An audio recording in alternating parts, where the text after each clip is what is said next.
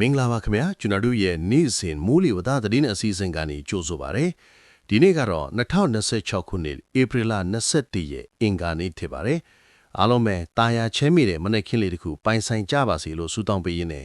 ဒီနေ့ရဲ့မိုးလေဝသအခြေအနေတွေကိုတင်ဆက်ပေးသွားမှာဖြစ်ပါတယ်ကဲပထမဦးဆုံးအနေနဲ့ဒီနေ့ကလေးမိုးရွာနိုင်ရရှိတဲ့ဒေသတွေကိုကြည့်လိုက်ရအောင်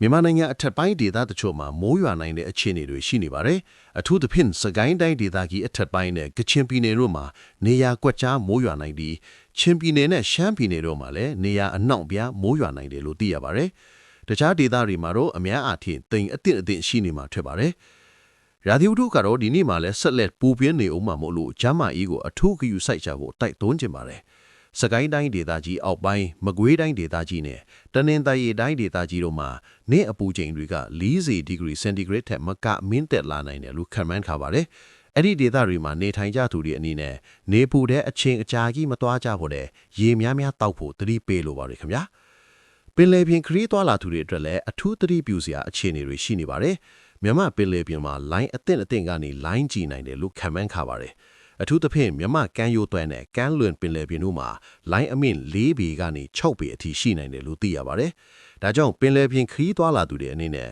လိုင်းလေအခြေအနေကိုသတိပြုသွားလာကြဖို့အကြံပြုလိုပါတယ်ခင်ဗျာ။ကဲဒါကတော့ဒီနေ့အတွက်မိုးလေဝသအခြေအနေတွေပဲဖြစ်ပါတယ်။နောက်ထပ်မိုးလေဝသ update တွေကိုအချိန်နဲ့တပြေးညီသိရဖို့အတွက်ကျွန်တော်တို့ရဲ့နေ့စဉ်မိုးလေဝသသတင်း YouTube channel ကို subscribe လုပ်ထားကြဖို့တိုက်တွန်းချင်ပါတယ်။အားလုံးပဲတာယာချမ်းမြေတဲ့နေ့ရက်လေးတစ်ခုပိုင်ဆိုင်ကြပါစေခင်ဗျာ